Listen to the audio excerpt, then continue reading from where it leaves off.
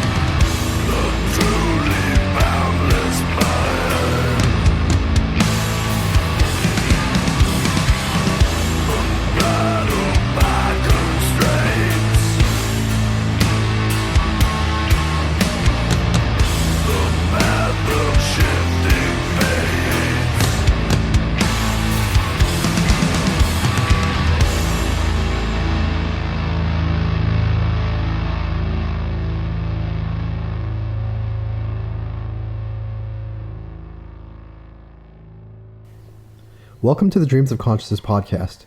If you'd be so kind, would you mind introducing yourself? Hello, this is Grant Netzorg from In the Company of Serpents. Grant, welcome back. Thank you. You were on the podcast in 2020, an exciting time for all of us.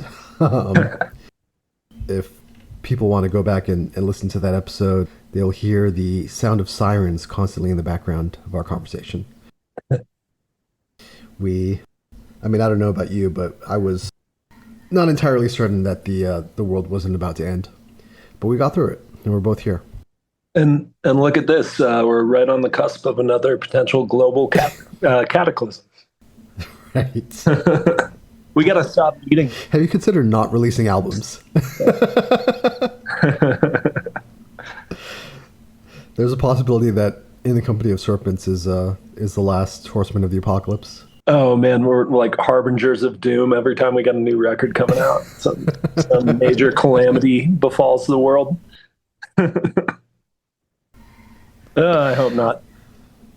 So the last time we spoke, we had a very extensive conversation about the origins of the band, some of the philosophy and concepts behind the songs. We spoke a little bit about the writing for the album Lux, which you had just put out then. Since 2020, what have you guys been up to?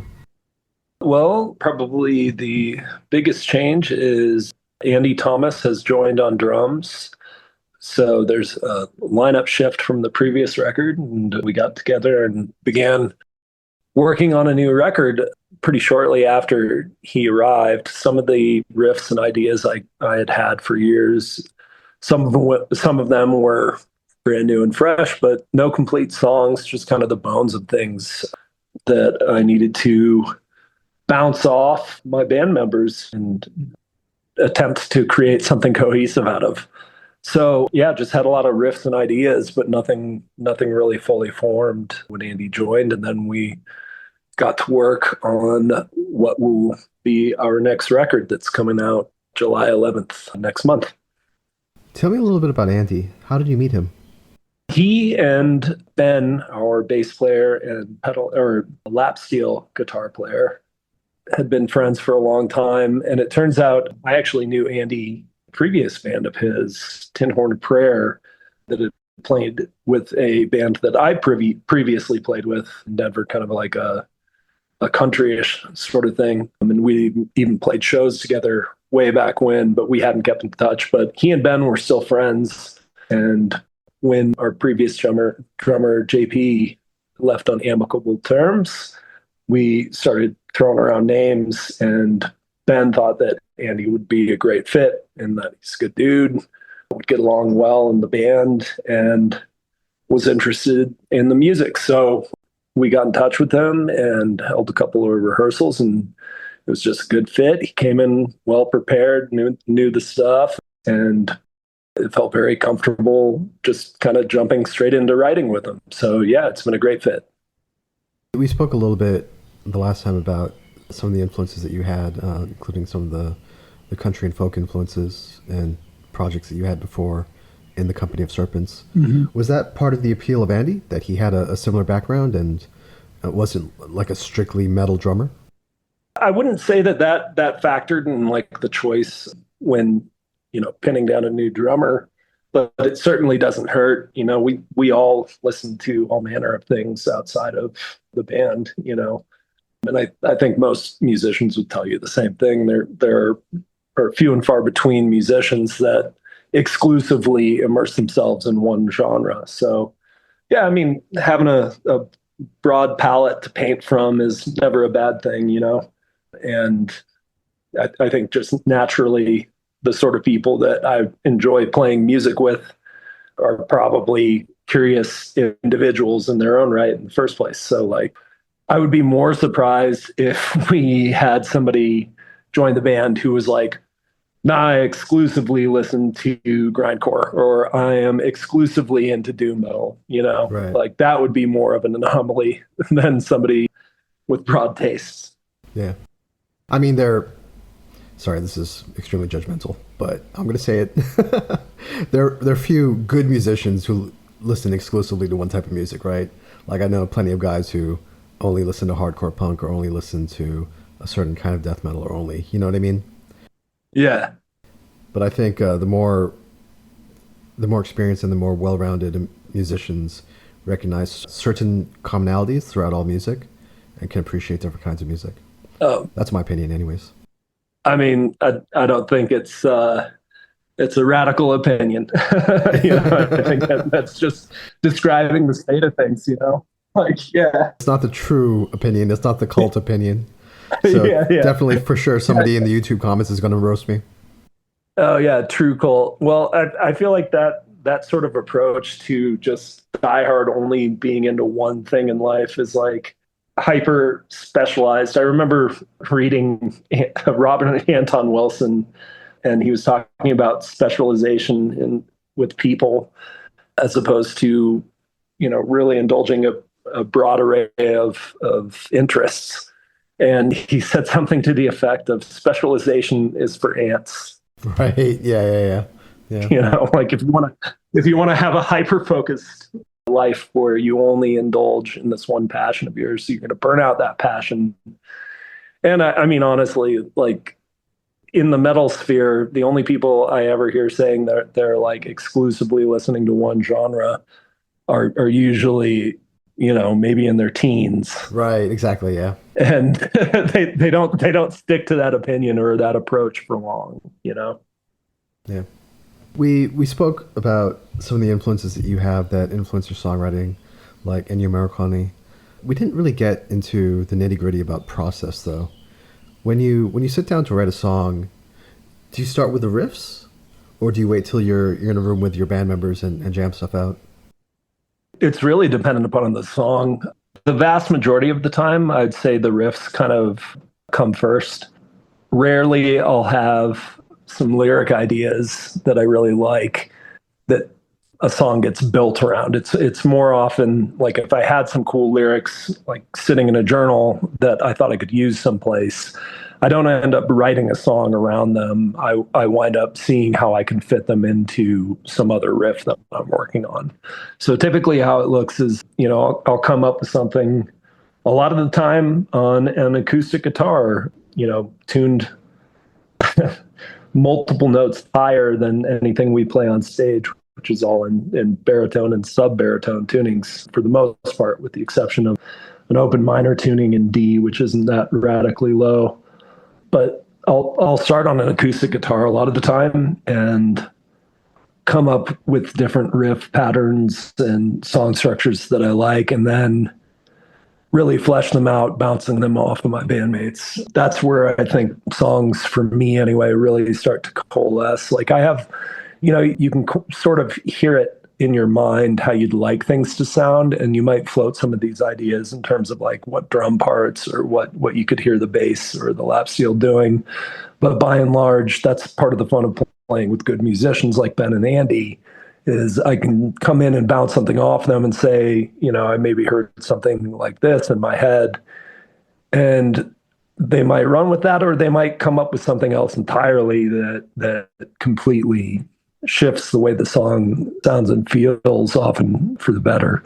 So like one example on this new record is we have this song Endless Well that I had worked on riff-wise for quite some time, and it never really got to the point of really fully fleshing a song out from it. And then Andy joined, and we built the song into really two halves. And while I liked them, the first and second half didn't really flow together in a way that we thought was cool or worked. And just overall, I wasn't super into the song. But Andy came in with a drum beat that totally reminded me of like a Dale Crover Melvins sort of thing, like very tom heavy, and just this great sort of heavy hitting drum riff to accompany the opening riff of that song. And I completely shifted my attitude on it. This was a song that I was ready to like ditch and not record for the record. And then it became one of my favorite pieces on there. And it was actually the single that we led with when we announced the record.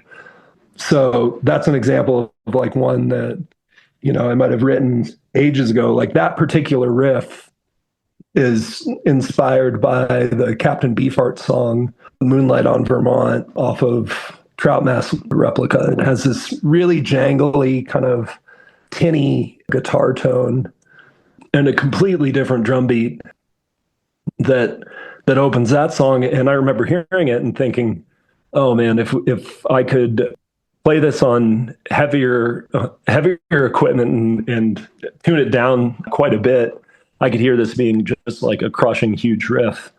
And ultimately, like I had written that riff around that intro to that song, maybe 8 or 9 years ago was the first time I attempted it, but it never really grew into a full song until these last 2-3 years. And in particular, that drum part that Andy added to it completely shifted how I heard the song, and I ended up liking it quite a bit more. So yeah. Since you started on an acoustic, would you, either within the context of this band or for something else, do like a folk or acoustic style album? I mean, I wouldn't rule anything out, but there's no plans to do anything of that ilk at the moment. But yeah, I mean, certain songs I definitely like begin writing on an acoustic, but they oftentimes don't even get to the stage of having lyrics until we've fleshed it out with the full band. And so they take on a completely different shape. Also, if I'm writing something on an acoustic in a D minor tuning, and then we transpose that to be rooted in G, that's a way lower tuning. And the way that I'd sing it acoustically versus how I do in the recordings for In the Company of Serpents would be radically different. And I just haven't really messed around with it that much. I mean, but no, I wouldn't rule it out, but I wouldn't hold your breath for an acoustic Serpents record.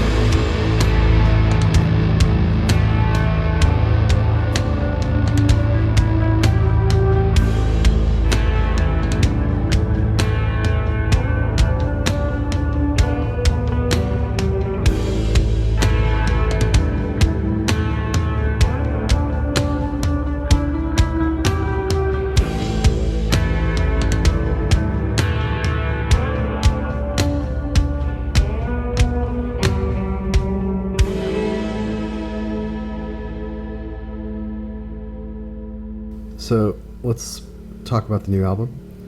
It's called A Crack in Everything, and it'll be released on the 11th of July. And I believe you guys are releasing it yourselves, right? That's right. Yeah. Did you go into this album wanting to do anything different from the previous album looks? Not as like a preset goal before we kind of embarked on it. But sonically, to me, it seems like a continuation of what we were already exploring there. Just going further with it. Thematically, it's a lot different than previous work. This one, where a lot of my previous writing has indulged my interest in esoterica and Western occult sort of themes. This record is a lot more personal, and as such is not really shrouded in a lot of obscure occult metaphor. Right. Why so? Why did you want to make a more personal record?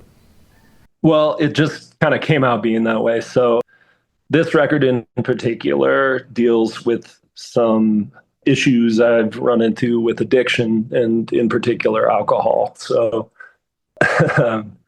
with 2020, the last time we spoke, being such a fun time for everyone, my drinking took a turn for the worse during that period and ultimately became a major problem for me to the point that it was changing pretty much everything in my life to the point that I needed to flat out quit it entirely. I was getting into very dangerous territory with it in terms of like the Herculean tolerance that I'd developed and the amount that I was going through. And it really just took over everything in my life. So there wasn't like a calculated decision from an artistic perspective to write about this. It was just what was dominating my life at that point. So it came to the forefront. And some of the riffs and ideas were things that I'd had well before deciding to get sober. Like I mentioned, that riff from Endless Well was inspired by a Captain Beefheart riff. And the first time I tried playing a heavy version of it was maybe, 8 to 10 years ago.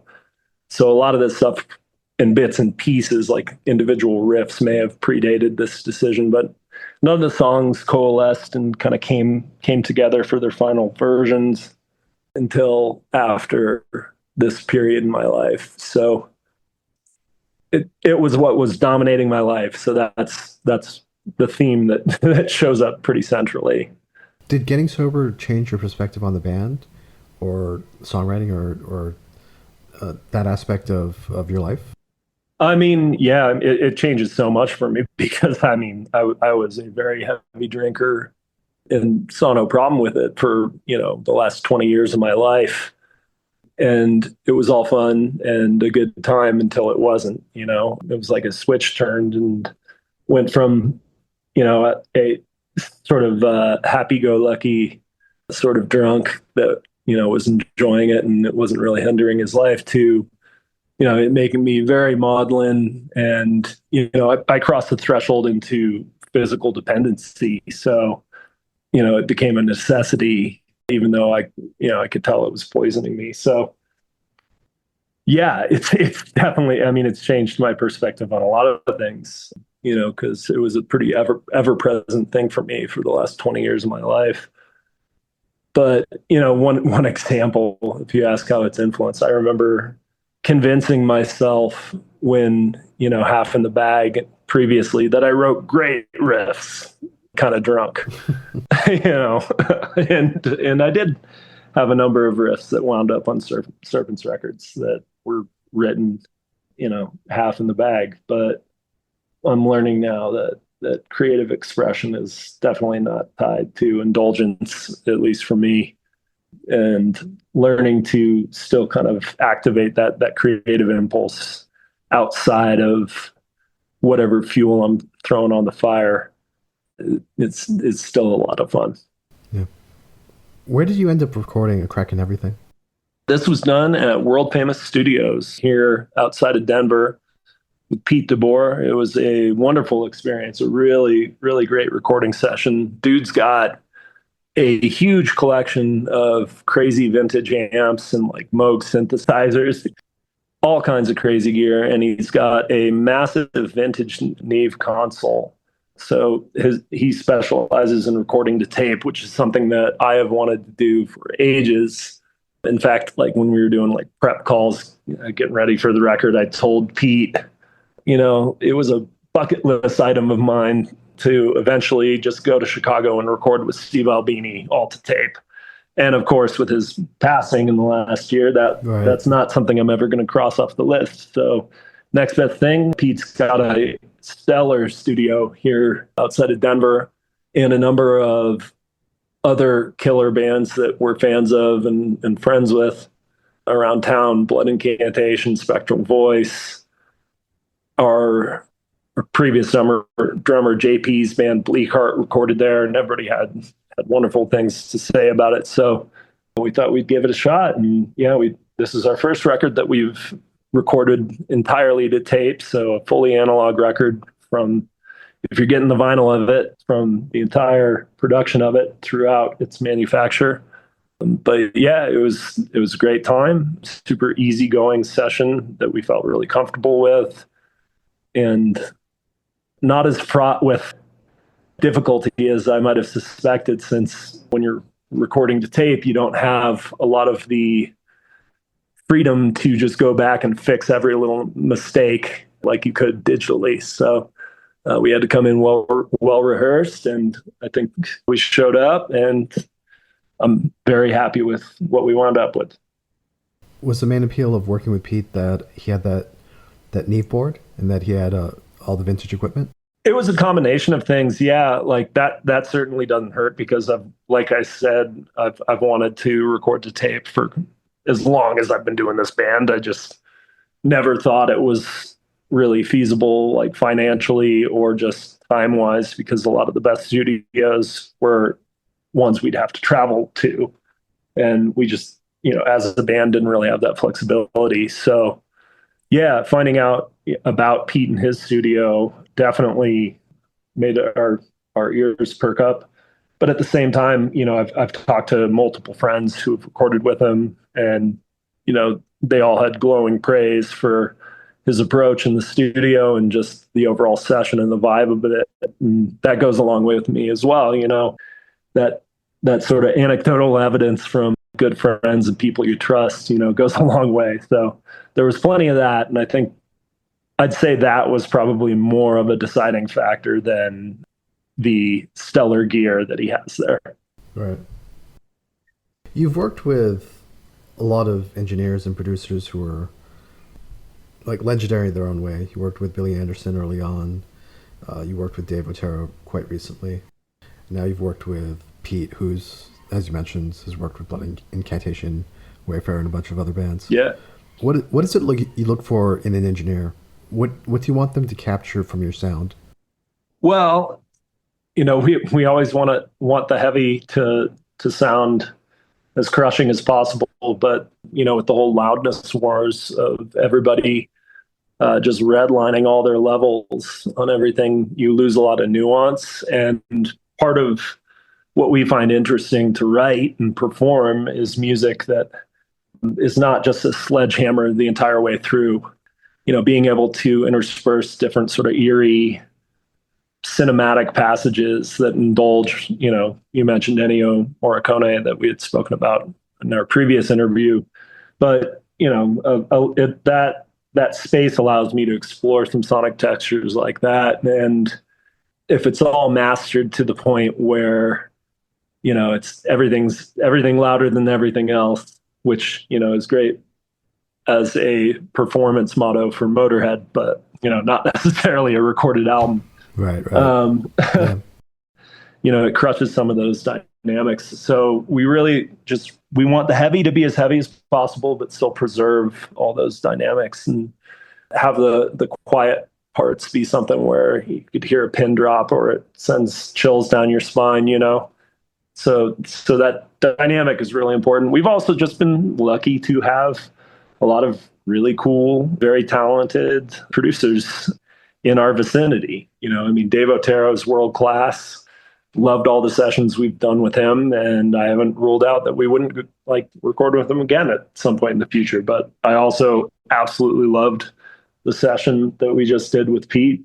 We recorded it last December, and it was a total joy. And I loved the whole process of doing everything to tape. So I'd have to write a lot more music before I start committing to studio time down the road. But I would happily record with either of those dudes again.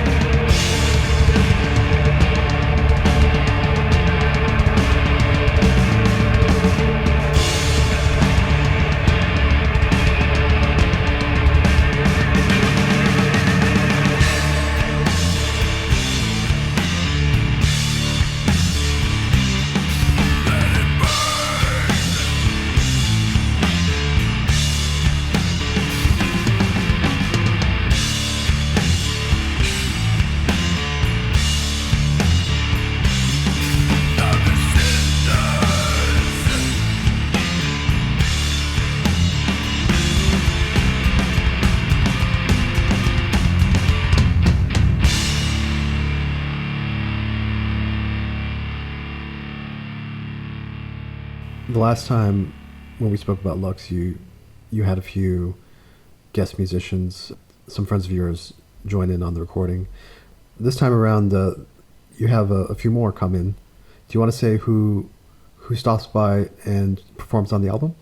Sure. I mean, the main one is our buddy Jeff Owens from Goya, who are on tour right now. Go check them out.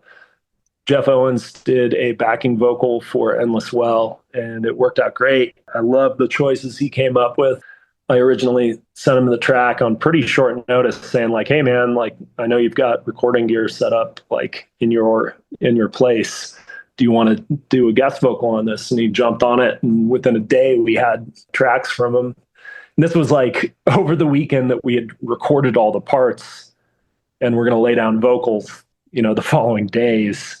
So he got back to me in like 24 hours, and I sent him a demo version that had my vocal on it. And he said basically that my vocal choices in terms of cadence and pacing and where I went with the melody of it would have been more or less what he would have done if just doing a straight take of it. But because he didn't want to just like mirror me or double my vocal, he came up with these pretty cool kind of soaring vocal harmonies where he stretched out some of the words and just did them a bit differently.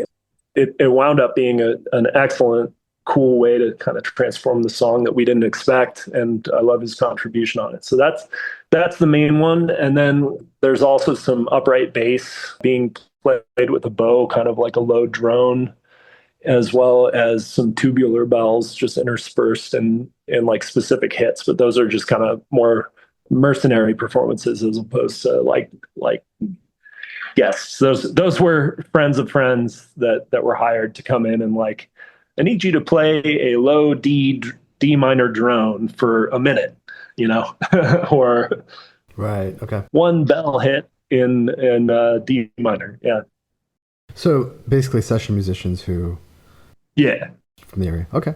But friends, they weren't. They were buddies of Ben and Andy's. Okay. So they reached out to these guys and knew that they could play this stuff. So yeah, like not full on mercenaries. They are friends of the band, Right, but right.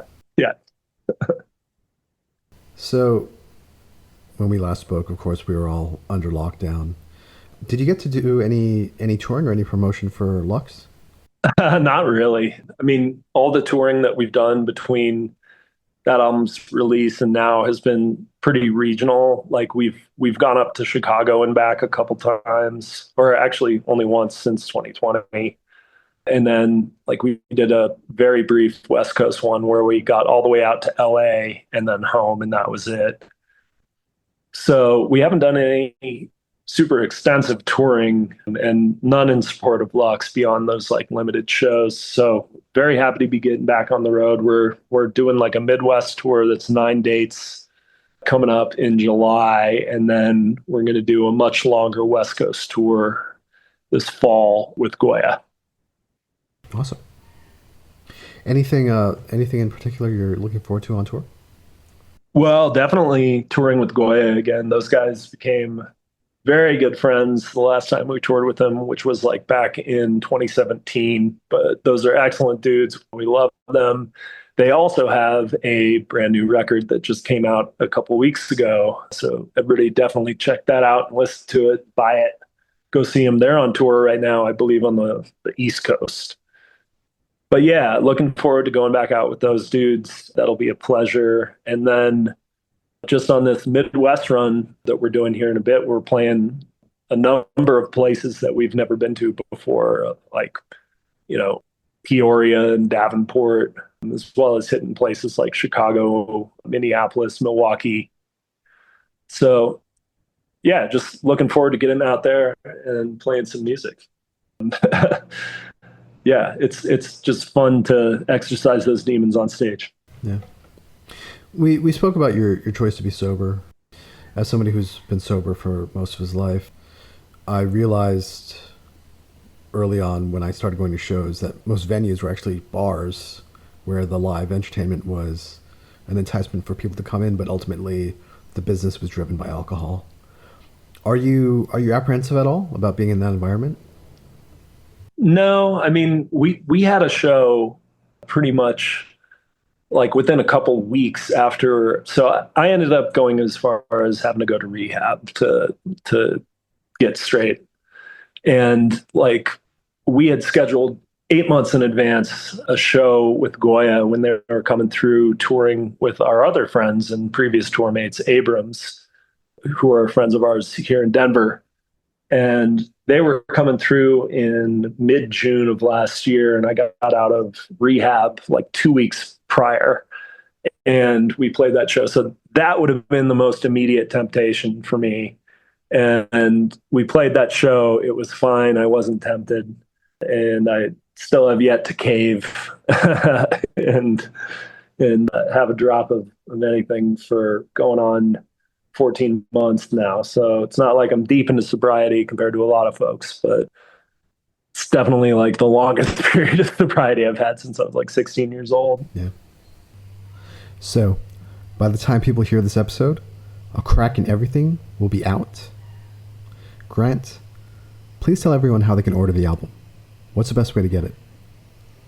So the album's available to order through our Bandcamp. It's in the Company of Serpents Doom bandcamp.com. We've got a nice, ornate, over-the-top deluxe package that comes with a unique color variant. It's gold on black vinyl, and also comes with a slip mat, including Mike Lawrence, who did the artworks. Lovely cover illustration on the slip mat, a block print that I hand carved and printed, as well as a necklace bearing our cross insignia that comes with that deluxe package. But yeah, our Bandcamp is the best place to get everything. All this stuff, once it's live on the release date, will be available for streaming. But if you are interested in supporting us directly, please go to our Bandcamp. And does all the merch go through the Bandcamp page as well? That's right. Yeah, you can find any merch up there as well. Yeah, we'll have a number of new shirts and such on there as well. But most of that stuff we're making for tour right now, and then we'll probably throw any merch that we didn't sell up on the Bandcamp later. But right now, the record is up right now. And if people want to follow the band online and get updates on the tours that you mentioned, what's the best way to do that? Our social media is principally Instagram. You can find us at ITCOS Doom. So in the Company of Serpents Doom, ITCOS Doom. Same story for Twitter, although we barely use it. We kind of just hit the cross post option on Instagram for that. And then you can find us on Facebook as well, just in the Company of Serpents. But yeah, just chiefly our Bandcamp is our most direct way to get in touch and support us. Grant, you've been extremely generous with your time once again, and extremely candid and open about things going on with you. But is there anything else you want to say? No, just thanks very much for your time. Appreciate you reaching out to us and showing some interest in our new work. Very cool. Thanks so much, Grant. All right. Thank you.